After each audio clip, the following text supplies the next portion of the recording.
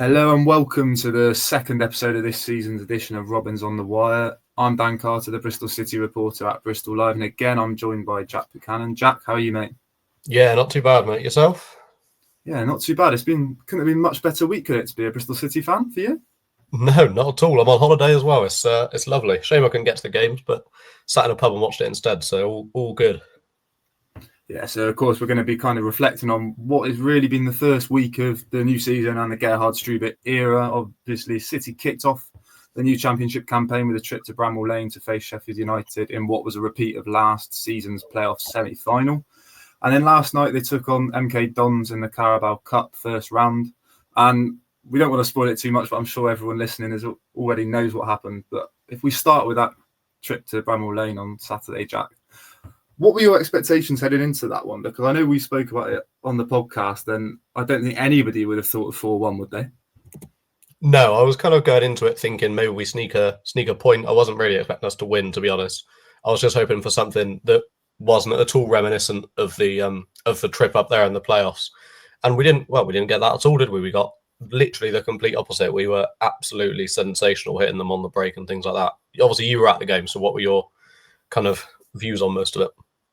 Yeah, I think my first thoughts were kind of that feeling of deja vu. You know, certain grounds change between visits, and obviously it's been such a short period of time since we were up there last that walking up there, it didn't feel that long ago. That those 3 months have flown by. I think probably because of just how much has happened over the summer. But yeah, obviously it was a bit of a different sort of circumstances of that 5:30 kickoff. I found that was a little bit weird because you're so used to those opening days of the season, kind of checking your phone at the end of the game and thinking, oh, how's so and so got on? How's so and so got on?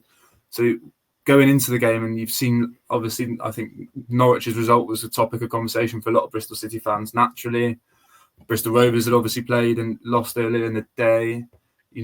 There was a lot going on before the game. Throw in the fact that Team News is now coming out 75 minutes before kickoff as well. And it already felt just like a bit of an odd day, and that was before any of the football. Yeah, it felt weird from obviously a fan's perspective. It's a little bit different to when you're working on it. But yeah, it was weird because I was like you say, just typically you go to check your phone while City are on every now and then, see how teams are getting on. Namely how like Cardiff Rovers and now Norwich as well are getting on because of Manning. And yeah, it was a bit odd not having to do that, but some great games across the Championship, to be fair. Southampton's comeback at Wrexham was definitely an interesting one. And like you say, Norwich and the gas losing as well is always a bonus, isn't it, really? Well, it's just, and then obviously like Team News we mentioned there came out, and I think there was probably no real surprises was there. We'd done our predicted team, and I actually changed mine for the piece I put out on Saturday morning. So I put Mark Sykes in, so you got it right and I got it wrong. But I think there were probably a couple of surprises. Like I said, we don't want to spend too much time on this game because there's obviously been another game since. But I think a few surprises, namely probably that Fally Mayulu wasn't in the match day squad. I think to start with, what are your thoughts on where he stands at the moment, Jack? I feel like he wasn't in the squad again last night either, was he? No. And I feel like he's probably on the way out the door. You'll know more about that than me. I don't know how much you can say, but it feels like it's certainly heading in that direction. To give Yeboah a start last night, to bring Yeboah on at Valladolid as well. I think if you didn't get on the pitch against Real Valladolid, there's a decent chance that you're not going to be around or playing much of a part if you are around for the rest of the season. Obviously that excludes like Joe Lumley because you're not necessarily always going to sub on your keeper, are you? But it was an interesting one. I think it does probably lean towards him heading back out on loan or possibly even being sold if anyone's willing to take the punt on him after a pretty dodgy year, realistically. Like he had a good start, but then injuries out on loan, not playing the best in a City shirt. It's a tricky one, but yeah, I can't see him playing much of a part this season. Is there any more sort of light you can shed on it? Yeah, I think it's a really odd one, isn't it? Because I think the whole Fally Mayulu sort of situation since he arrived at the club's been slightly strange because I think we all saw a player in those first couple of games where you were like, oh my God, what? I remember somebody making a Tammy Abraham comparison in a message to me because it had that sort of feel of a natural finisher. And for whatever reason, it just hasn't worked out for him. And that seems to be the case now under two managers. Obviously, we spoke to Gerhard about it after Saturday's game, and he was very much a case of it's just that he's not quite at the level yet, not quite up to speed, which could be a result of last season's injuries, maybe. And Gerhard seemed to suggest it was the lack of minutes for so much of last season. My only issue with that is he was involved in training all the way through pre-season. We could see him in the videos from day one of testing. He was fit the whole way through by the looks of it. He didn't get minutes in pre-season. Other than that 45 up at Cheltenham, he didn't get minutes. So you'd think if Gerhard Struber was desperate to have him involved and as his main number 9, he'd have been throwing him in pre-season to get him up to speed, and he didn't do that. Honestly, I think he's going to naturally be one to watch heading into the remainder of the window, because if nothing else, and this is coming from just a common sense point of view rather than any particular insight I can offer, if you're his agent and he's not got in these last 2 squads, surely you're starting to think maybe we need to move him on here, find him a new club, because no footballer wants to not be playing. I do think, like you said, if I had to put my money on it, I'd probably say a loan move feels more likely, just because of the fact that the fee City paid. You'd imagine if they were to sell him now, you wouldn't get anywhere near that, you wouldn't think, would you? No, absolutely not. I think you've always got that kind of hope that if you send him out on loan, you almost end up with, you made the Tammy Abraham comparison, almost a similar situation to what he had when he was coming on loan to teams from Chelsea. He'd go, he'd play really well. I know he never got sold on to Villa or us, obviously, but the price goes through the roof. Whereas if you try and sell him now when he scored 3 goals in 15 games for us, 2 goals, in 15 games, you're not going to make your money back.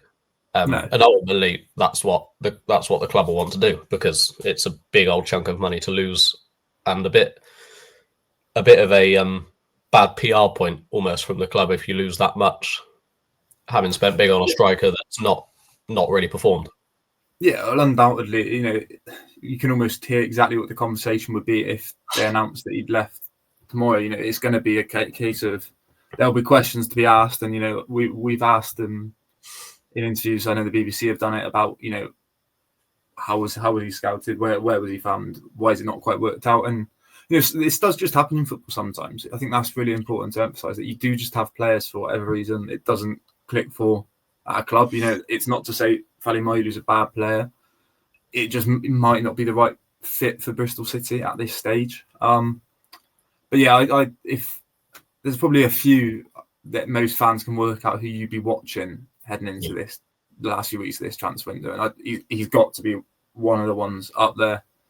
I think shining a light back on the game, I said we won't spend too much time on it. There's obviously quite a lot's happened since, but Scott Twine, that free kick, as soon as he stepped up, were you backing him to score? It was the ideal position for him, wasn't it? We've seen him do it countless times now. It's getting a little bit silly, really, isn't it? The way he started this season is absolutely sensational. It was more central than I realised when I watched it. Back when I first saw it, I didn't realise just how dead centre it was, which I guess makes it pretty difficult for the keeper, because he can go either side, and there's a decent bet he's got to get it on target, and if he's not, he's probably hit the woodwork. We saw him at the bar a fair few times last season. But yeah, it was a hell of a strike when it straight into that top corner. Keeper was pretty much rooted, wasn't it? It was a scorcher.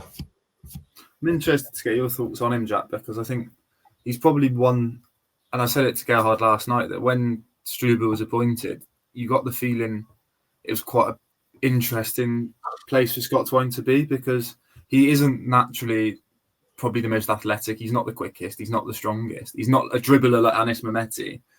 He's a footballer who is incredibly, incredibly good at the things he's incredibly good at, which are, he can play those occasional Hollywood passes, can strike a ball like a striker, and those free kicks. But I think there were probably question marks about how we'd fit into a Gerhard Struber system. And so far, it's been really impressive, hasn't it? Yeah, I think I mentioned it on the podcast last week. I noticed against Valladolid and against Argyle, to be fair, that he's doing a lot more off the ball. And that was very much the same against Sheffield United. And last night, I think I saw a stat earlier that he'd made a couple of tackles and just getting involved in the game a little bit more. Because there were times last season where, until we got a free kick, there were points where you wouldn't necessarily notice he was always on the pitch, which when you're playing a number 10, that you've paid, £7-ish million for? Oh, not quite. I think it was more about, was it 3.7? Was it? Conway went for something more like that, wasn't it? Yeah. So But I think that's 3.7. yeah, so but still a hefty fee. You want them to be performing most weeks, and there were points last season where he was a little bit frustrating. But this season he started like a house on fire, hasn't he? He's really taken to this system, probably more than I think a lot of people were expecting him to. No, definitely. And like I said, I spoke to Gerhard about him last night, and he said that's the point I made to him was probably actually the out of possession stuff that you mentioned, because we all know the quality he's got on the ball. So the questions I asked him about was how impressed he's been with what he's done off the ball, and he just said how you've got a player there with the spirit. I think his words were like, "That's the bit I can't coach," was the way he kind of put it. Was that drive, that hunger, and he's obviously got that in abundance. You can tell at times he was frustrated with how he was playing last year, and you get the feeling that he, like quite a lot of those players in that group, feel like they've got a real point to prove this season. Yeah, I think like you say, a lot of the squad will, because it's a new manager. It's a very, very different system to what we had under Manning. All right, it's a similar formation, but the way we're playing is almost total opposite in terms of the intensity and directness of the attacks, and kind of the lack of backwards and sideways passes and just keeping the ball for keeping the ball's sake at times. He's probably one of 4 or 5, Mayulu included in that as well, and maybe he's not done it quite as well with a point to prove. And it's, what is it, 2 goals and 3 assists so far this season. It's pretty incredible for a 2-game stint. I read something, he's only, I think, 4 goals away already from matching his contributions from last season. So, he's taken off, which is good. Yeah, and I think, obviously, I think we'll probably talk a bit more about him when we get onto the MK game. But like I say, we don't want to spend too much time on the Sheffield United game. But it's always interesting when we were sat in the post-match press conference after, because of the nature of Sky games, the managers both have to speak to Sky and the radio before they come up to speak to the written press. And I was sat in exactly the same seat I was sat in after that playoff game where, the Sheffield United journalists around me were buzzing, obviously trip to Wembley. The entire building had a real buzz around it that night. And I think you could see that.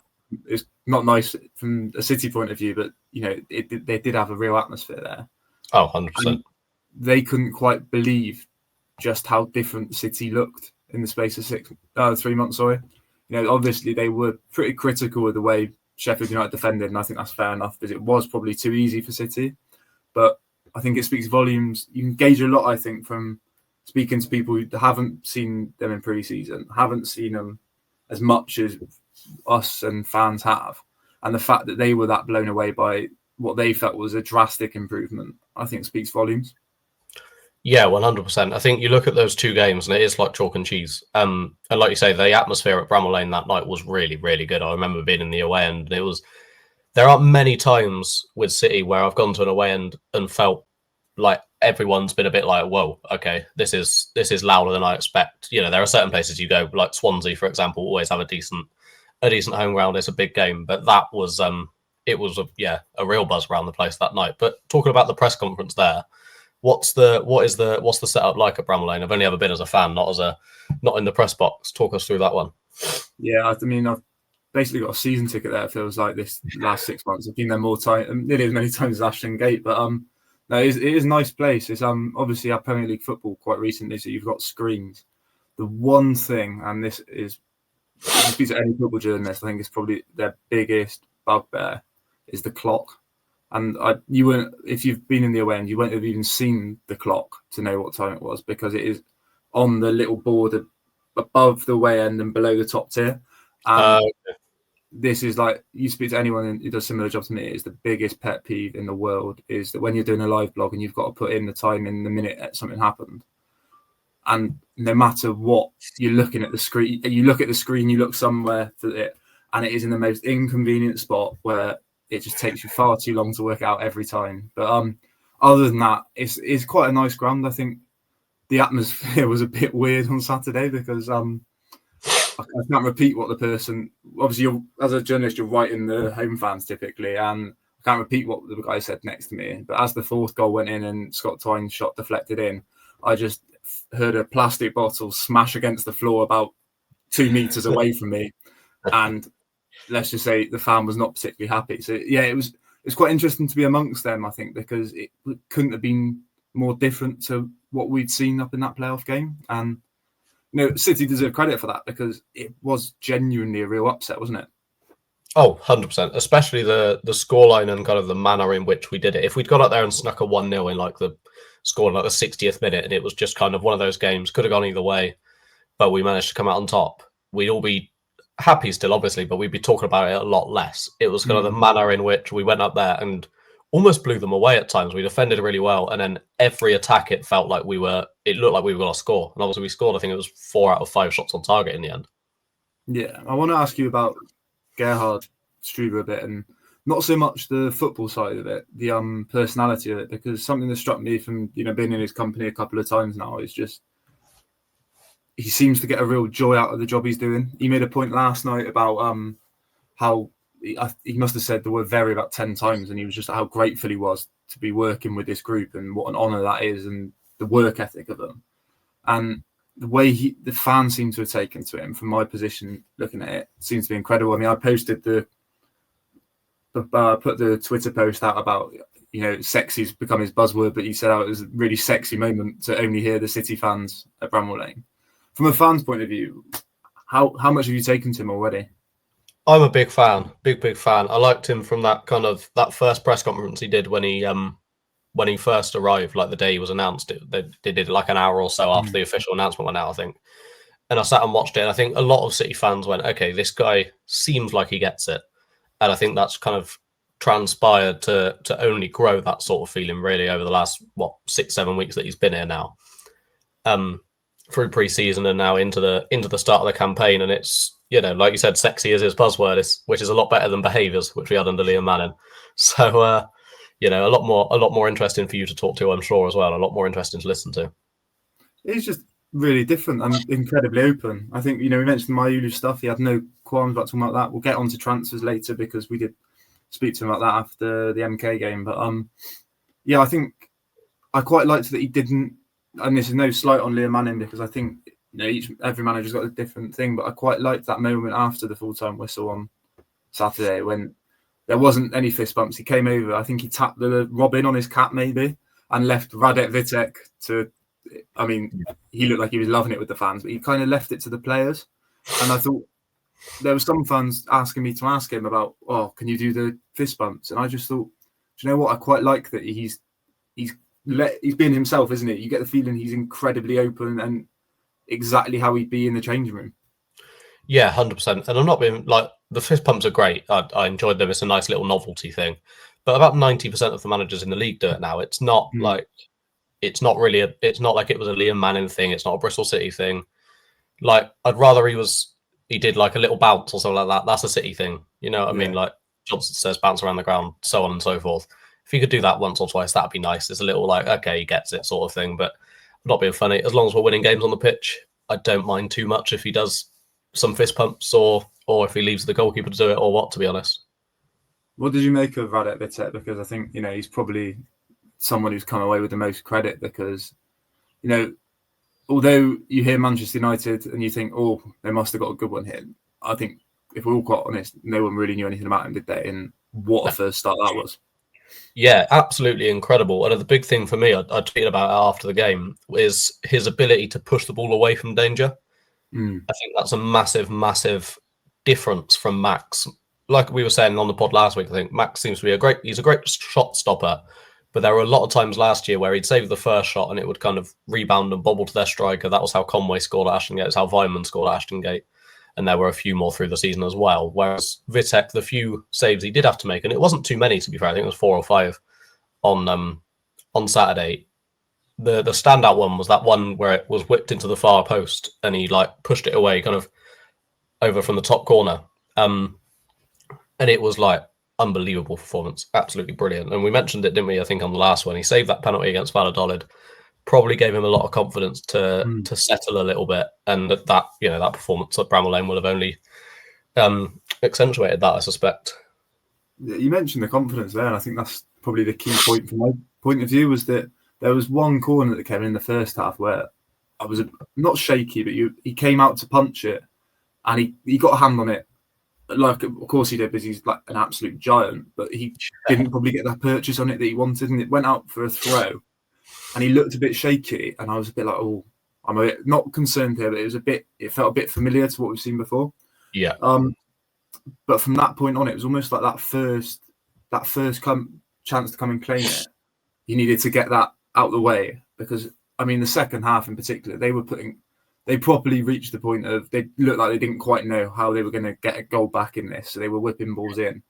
And if Rob Atkinson didn't get his head on it, it was Vitek coming out to claim it. And I think it's probably something we undervalue, maybe, just the actual size of a goalkeeper, because it makes it so much easier when you've got somebody of his stature able to come out and just pluck it out the air and through bodies as well. Yeah, 100%. There were a few times, I think there was one in the first half as well, where he came out and got like the cleanest punch I think I've ever seen from a goalkeeper. It just flew out towards the edge of the box and they're like away from 90% of the players on the pitch. And like you say, that size that he's got obviously is a massive benefit from set pieces. Yeah, and obviously we'll kind of move on to last night, I think, because we can assess the two almost as one game. I think they're two very different tests. Yeah. How happy were you with the team, Gerhard Struber name last night? Because I know there were a lot of interacting with fans on social media. A lot of fans wanted to see 10, 11 changes and wrap them up in cotton wool. Some would like go out and play the first team because we want a cup run. Just obviously 5 changes to the team. If we go through it, was Joe Lumley in goal. A back three is Zach Viner, Rob Dickey and George Tanner. Elijah Morrison was at left wing back. Jason Knight and Adam Randall in midfield with Mark Sykes at right wing back. Scott Twine and Anis Mehmeti started as I think we're still calling them 2 10s, but a bit more further forward, with Ephraim Yeboah up top. So quite a few youngsters in there, as well as some really senior first-team players. How happy were you with that squad?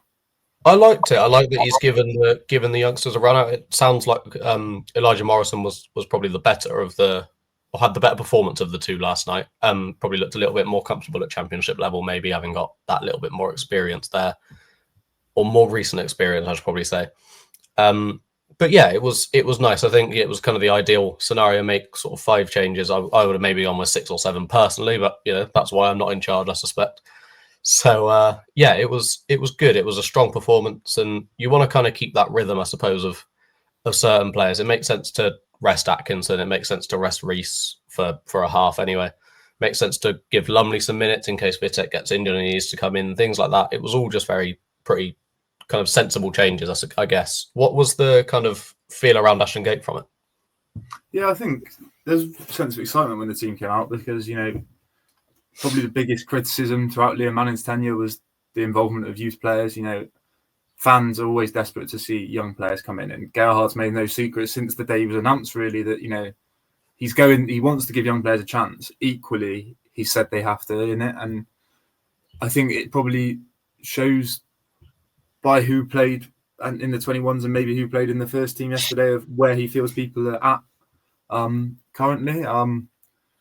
I thought Elijah Morrison looked really bright, and probably the biggest positive I felt from his performance was actually the work out of possession, where I think we saw it against Leeds and Sheffield United. The lad doesn't like shirk challenges, does he? He will fly in, and that was probably what was more encouraging for me. He got into some really good areas, and he seemed to really like that sort of license to attack that Struber's system gives a wing back. But I just felt his delivery when he got into those positions was maybe lacking a bit. There were quite a few crosses that if he went low, MK managed to clear, and then when he chipped them high, it went out of play. Maybe that's just a bit of a lack of football because he's not played loads of minutes in pre-season. No. And I think we have to remember he's still a teenager. Him and Ephraim, they're both still teenagers. They've not played a lot of competitive senior football at all. Especially Morrison, because last year was such a weird season for his career, really, because he made 4 appearances, and then barely played any 21s football. Yeah, it was probably almost a bit of a stagnant one for him because he was in the squad a lot last season. Like he was on the bench for probably most of our games, I think, from memory, but just never seemed to quite be able to be given a chance at times or break into the squad. It feels like, obviously if Struber wants to play him, great, but maybe it might be worth looking at a loan for him potentially, maybe for the second half of the season if we don't give him as many minutes as maybe Struber would like, or he doesn't get them, or however that kind of pans out, just to get those kind of senior men's football minutes into him, because if he can go down to League One, League Two sort of level and prove himself there and kind of come back more complete, maybe, then that might benefit him, I think.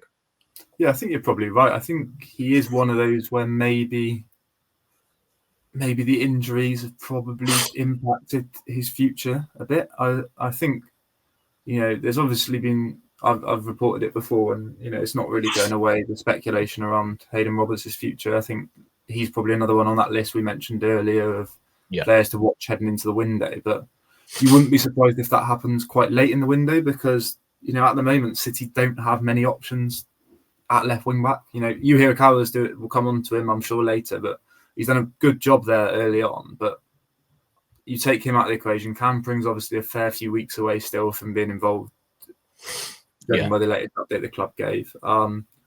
Elijah, you'd imagine, well, judging by what Gerhard said to us after the game last night, is probably a little bit away from playing regularly in the Championship. Yeah. And then you've got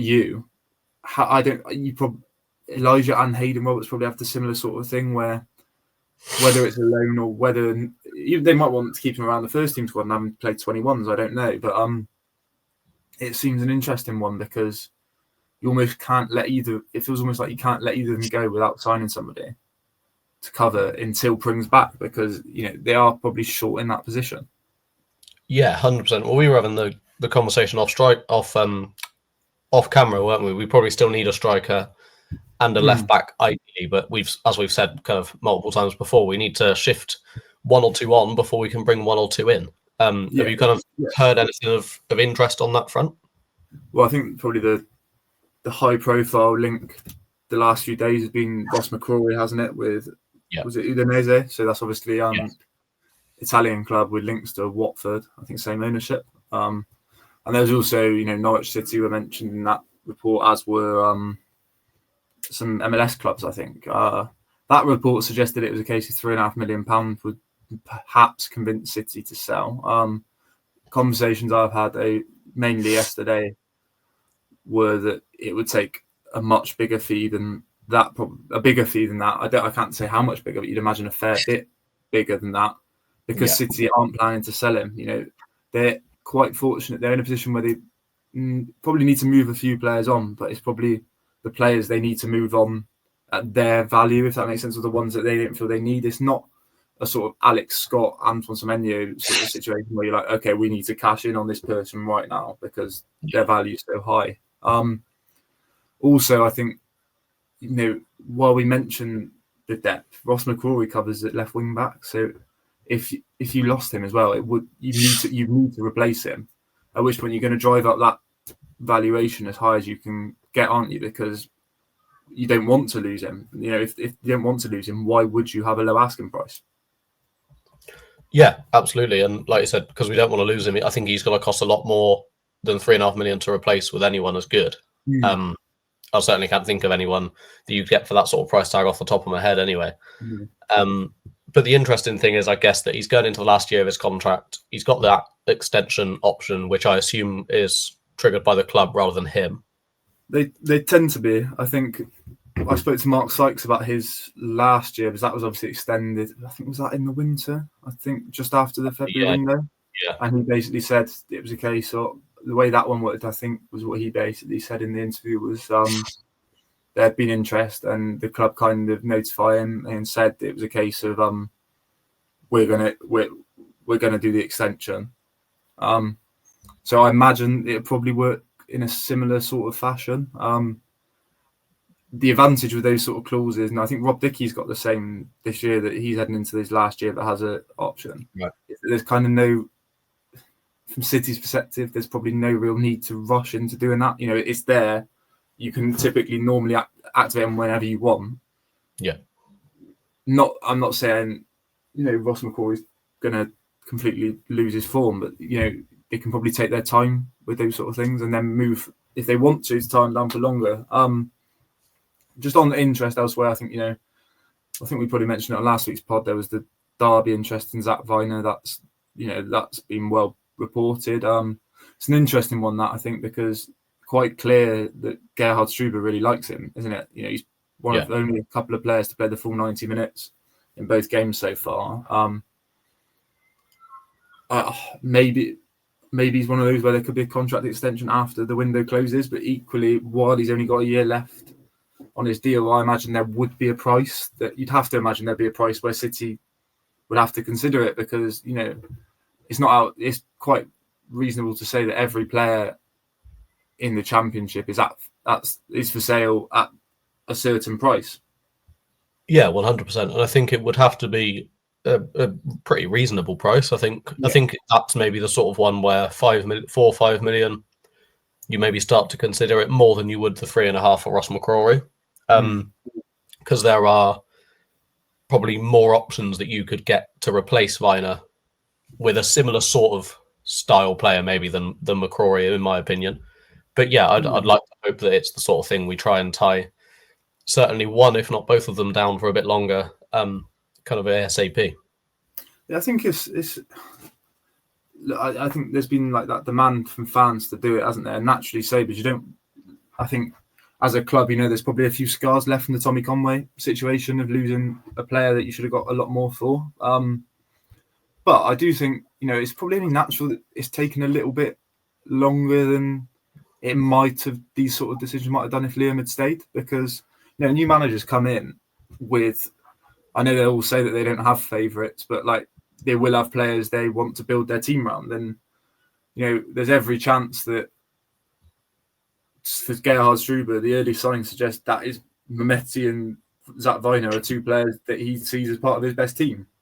Yeah. Well, I mean, that was the same for a lot of the time under Liam Manning, but, you know, you don't know how those conversations might have changed the market and changed what's going on. You know, it's a completely different situation to the one that was in place at the end of last season, and naturally, I think that's probably meant these things are going to take a bit more time to sort. And like I say, I know everyone goes all down into in the last year of their contract, this the last chance to sell, but, you know, if you're confident, if they feel they can agree extensions, there's probably they probably don't feel there's a huge rush to do it now. I don't know. It is an interesting one.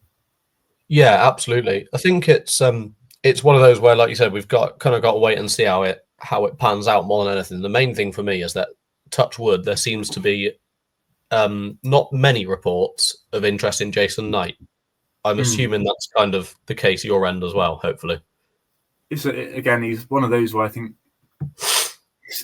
you're never going to say never, because we've got another, is it still 3 weeks or so, if that, of the window? Yeah, I think the conversation with Jason Knight, it seems as though City are under no pressure to sell. Yeah, that's quite clear. They don't have the financial fair play sort of issue. This is the last year, I think, that the Alex Scott money goes into the the kitty for the year. So like pressure to sell wise, they probably don't have much.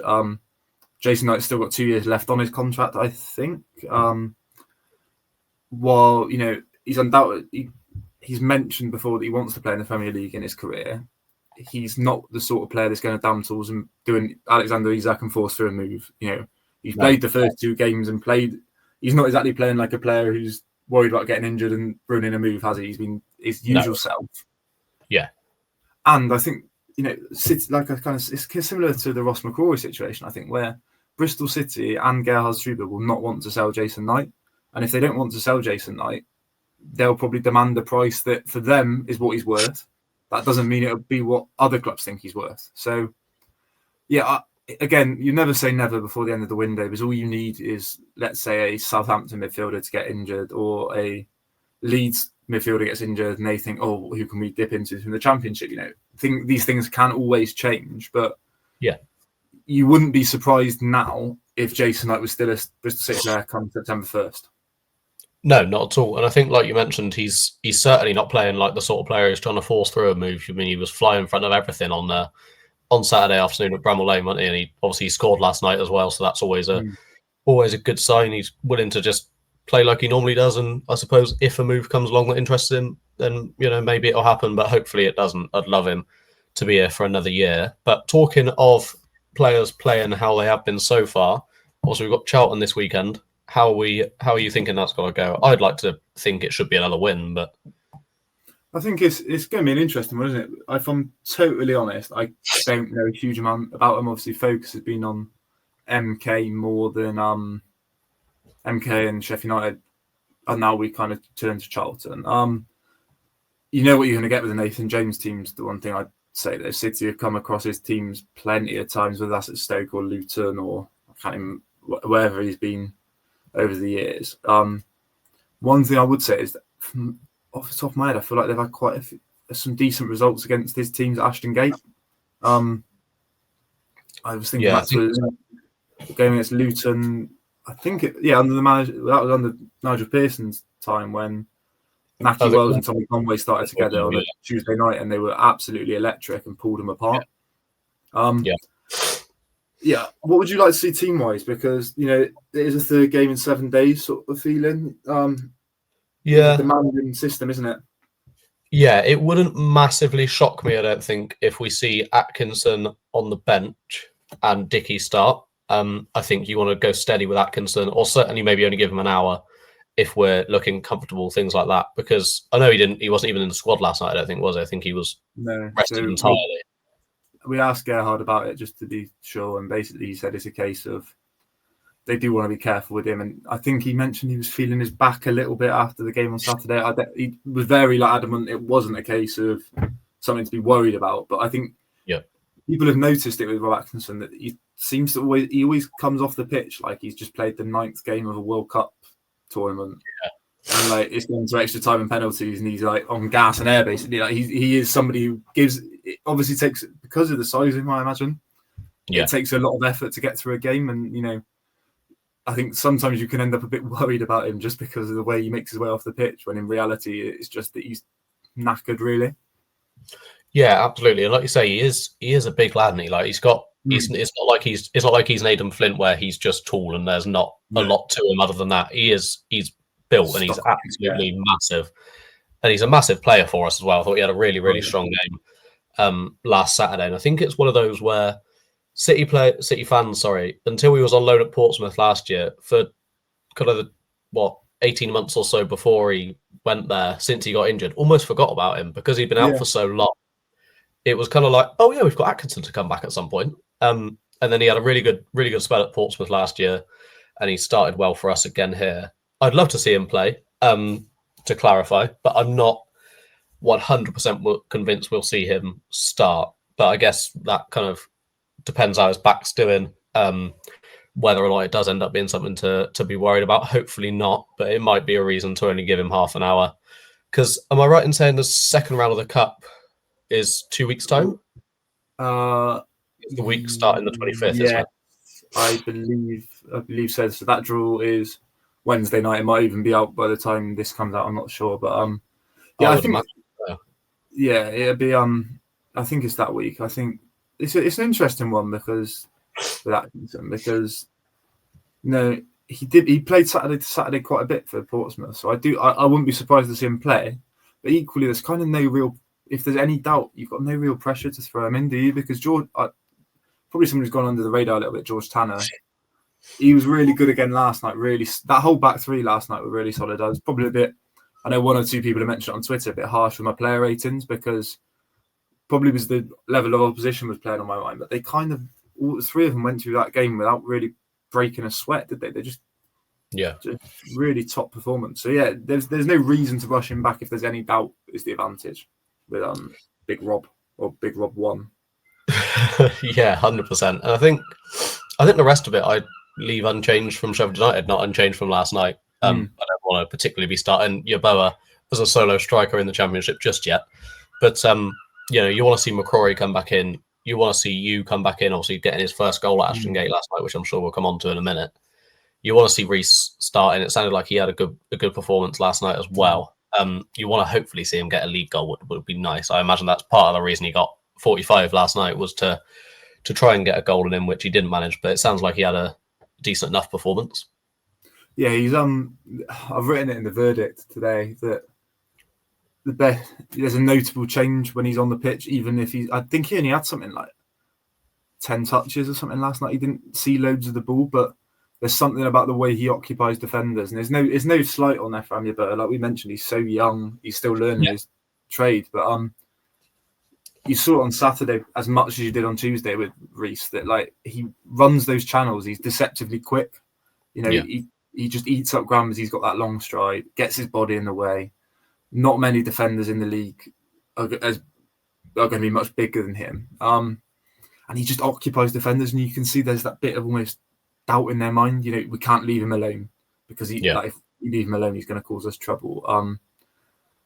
I thought it was quite good that he got 45 last night. One thing we somehow avoided talking about, and it shows how good the performance was on Saturday, was his miss from about 4 yards out in the second half. That was quite an impressive effort. I saw I think it was XR Robin put on Twitter that if there's a game to miss from 4 yards, it's when you're winning 4-0.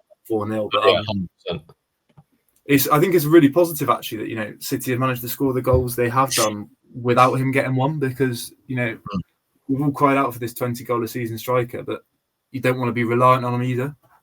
No, but I think the good thing is, like we were saying, I don't know if it was at the start of this or if it was off camera now, but we know we've scored 6 goals, 5 different scorers.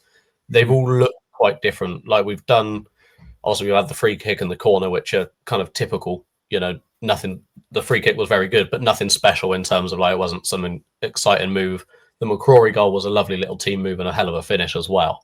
Yeah. And then you've got at some point, hopefully Saturday, Reece to start firing them in, and if he can get sort of 15 or so this season across the scope of the whole season with everyone else chipping in like they have been so far, then, you know, we should be onto a bit of a winner. Yeah, and that was the sort of way it was shared around last year, wasn't it? Was that Nahki Wells got what he ended up with 10 or 11, I think, and Anis Mehmeti got 12, and then, you know, you had Luke Manali with 4, I think, 4 or 5. You know, they were shared around the rest of them, and, you know, City, that would be City's hope, is that they can all share them around, and that Emil Reece can probably come away with 12 to 15. You'd hope. Great season, he gets 20. It does kind of bring us on to the transfer front, I think, slightly, because we spoke to Gerhard again last night. Yes, I'm happy with my group, of course. I like this player, I like the attitude, I would say the character of this team is on a very, very high level. To work with this group is super. It's really, really, really good, and I have a high appreciation that I have the chance to do it. On the same way, of course, I look on the market, and of course, I want to do the one or other. I would say, piece what help us in the end, that we grow also from the quality. Yeah, we have to do something, but not with not with stress. Of course, that the transfer window will close end of the month, but I think we will do the one or other thing, and hopefully as soon as possible. Is anything close at this stage? Can you say, or still nothing imminent? Still nothing that I could speak. Yeah. So, but I would say I will tell you when it's clear. Yeah. So interesting to hear your thoughts on that, Jack, because he's quite open about the fact that, you know, one or other is the way he phrases it. I think by that we can kind of take the fact that he feels he probably could do with at least one addition and potentially 2. When you look at the squad, do you think it's fair to say that one of those, another striker's probably on his radar? You'd think so, wouldn't you? Because it does still look like if God forbid Reece gets injured, and he gets injured for like any more than 2 games, you end up left with Armstrong, probably Yeboah, possibly not even Mayulu, if we're going on the basis that he might be heading out. If we get to September 1st and this is the squad that we've got now, it's excellent if everyone's fit, but you're only really 1 or 2 injuries away from a bit of a catastrophe, especially in the attacking areas. So yeah, definitely another striker, hopefully a wing back. Because like you mentioned, McCrorie can cover both sides, but if he ends up going, then we absolutely need to sign 1, if not even 2 wing backs.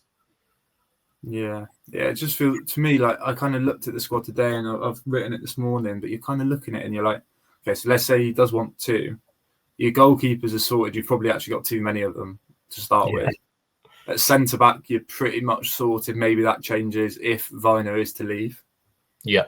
Right wing back between Tanner, Sykes, and McCrorie, you're sorted. Central midfield with Knight, Bird, and Randall now. Williams should be back soon, is the hope. It pretty much sorted. Attacking midfield, Josh Stokes looked really bright last night. I think you can play in there if you had to. Hit the bar on these Stokes. He did, and it would have been an absolute. It would have been a strike of a night. It was absolutely incredible how he ran onto it. The thing that struck me with him, I think, was almost the size of him. He's not the tallest, but he built like you can see that he's got that sort of like non-league players' physicality still. Like he didn't against the League Two side, he was quite physical. He didn't look like a kid. Yeah, no, not at all. I remember the only time I remember watching him last season was at Aldershot, which is obviously where we signed him from, and we had that pre-season friendly, and he was deceptively strong given his kind of stature, I suppose. Yeah. So I think he's an interesting one. It'd be interesting to see how now that he's kind of got those minutes under his belt, how much he features. And yeah, you're kind of looking down the squad, and you're like, if you're going to buy one, you've probably got to decide between a left back you can play, left wing back probably, and a striker. If you're going to go with two, you'd imagine those would be the two. Yeah. I think if most fans were in charge of Bristol City, and had that bottomless pit of money to delve into, that'd be what they'd be looking at, wouldn't they? Yeah, 100%. I think if you had to prioritise one, I'd probably still go with striker, just because I think you can. The odds of, I appreciate Pring's injured at the moment, but the odds of Pring, you, and McCrorie all being injured at once. Now I've said it'll happen in the next 3 weeks. You jinxed that now. Is hopefully very thin. So if we're only going to bring in one in, you'd like it to be a striker so that we've still got that cover. But we've also got another stronger option for if Reece was to pick up a knock at any point, or even play alongside him.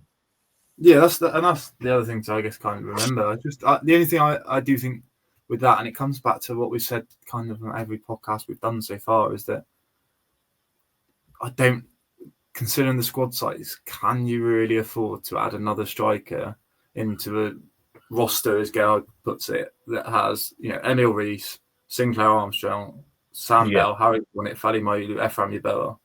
You're talking, if Ephraim's viewed as an option this year, which, he is at the moment, that can change. I don't know what their plan is for him this summer. Yeah.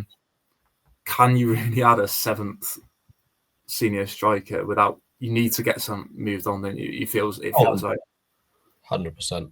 I think for me it would be out of those six. I think you maybe look for a loan for Yeboah. I know he's had one the last couple of years, but if you're not going to look for a loan for him, Mayulu will likely go. I think most City fans are probably resigned to that fact. We've mentioned it earlier on in this podcast. There's a strong chance that he'll go somewhere, hopefully on loan rather than a permanent to begin with anyway.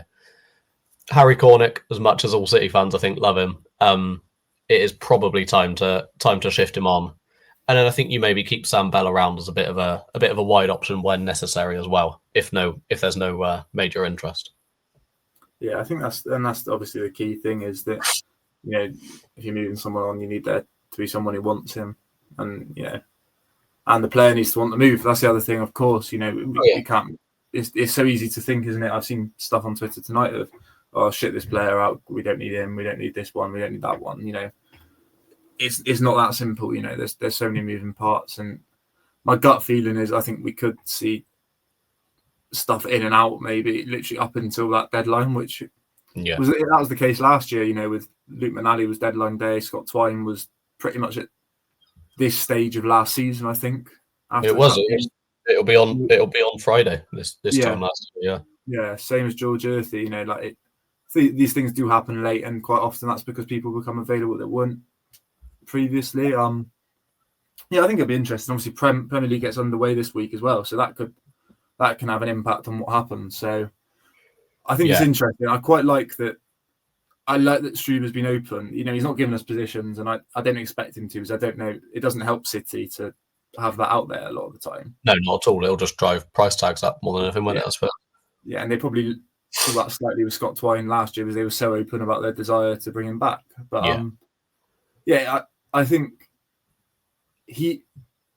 there was a little smirk last night when the quotes went out this morning, and we've played that clip there of, when I asked if there was anything he could tell us about. He really stopped and like it wasn't a smile. It was just kind of that nothing I can say, but as soon as I can, I'll tell you. It just to me that almost it feels like they might have something up their sleeve. I don't know. I could be completely. That's not a journalistic opinion. That's a guess. That is. Yeah. But it felt like there was something on his mind when he said that. So it'd be interesting. We're hearing from him, I think, Friday ahead of Saturday's game. So maybe he might give us a little bit more then. Yeah, fingers crossed. But I think that more or less wraps us up for today. Looking ahead to that Charlton game, looking forward to it. My first time getting to see competitive Struber ball in person anyway. It's all been good so far. Score prediction, if we had to go with one, I'm going to put you on the spot. I'm going to go 2-0 again. I reckon it could be a 3-1. I think they might concede. That was the only thing I was going to say from the two games we've seen tonight, is you get the feeling like this team, like Saturday especially, are incredibly fun to watch, but you wouldn't be surprised if they concede a few goals here or there because, so many bodies are committed forward. So I'll go 3-1. Perfect. That'd be after what a way that would be to wrap up the first week of a season and the first week of a tenure. If they can come through, there's a very good chance if they win on Saturday as well that they stay top of the league, don't they? So I know that doesn't matter at this stage, but there's a chance to finish on a really positive note there, isn't there? Hey Dan, look, we're only going to be top of the league once this season, but we're going to be top of the league for like 9 months. So it's it's going to be the best 9 months we've ever had. Well, Gerhard won't know what's hit him. I'm sure. He's looking forward to this. A good one to finish on, I think. He was asked about the atmosphere last night, and he couldn't quite believe the fact there were 10,000 there for a cup game. He said he was expecting 4 or 5. And looking forward to the thought of a sold-out Ashton Gate at the weekend. So, I think a good chance to give him a proper welcome. He had a taste last night, but had a taste at the weekend. But I think he's genuinely. I know he said about the phrase he always uses is come in touch with the fans, but I think he is feeling really like connected, and that can't be undervalued so early in his tenure, I don't think. No, not at all. And I think the fans are feeling it as well. And he likes to go out and about in the city as well, doesn't he? He lives down in the city centre, I think, from what we've spoken about before. And he a few times, isn't he? He seems to be knocking around near Barbara's Beer House quite a lot. So I like it.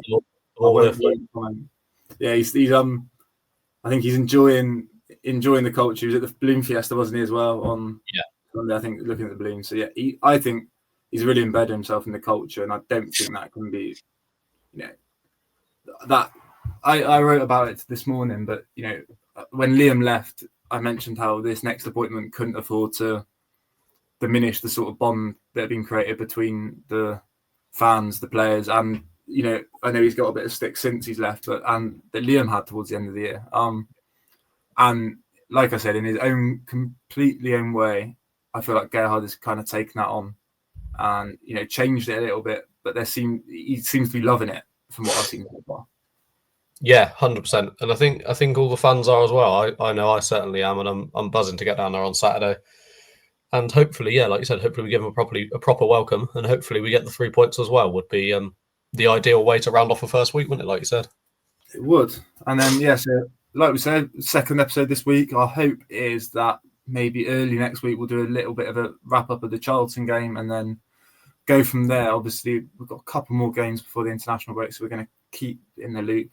Any feedback you've got for this episode, again, please don't be afraid to get in contact with us on socials. We're trying to make it's obviously a bit of a work in progress, but we're happy with the response we've had so far, and we just want to keep it growing. So anything anyone has suggestion wise, let us know. Like I said, we'll be back on Monday for another look back at the Charlton game, hopefully looking back at another win. But until then, again, Jack, thank you for your time. I hope you enjoy. Look at Struber ball. Yeah, fingers crossed we get the win.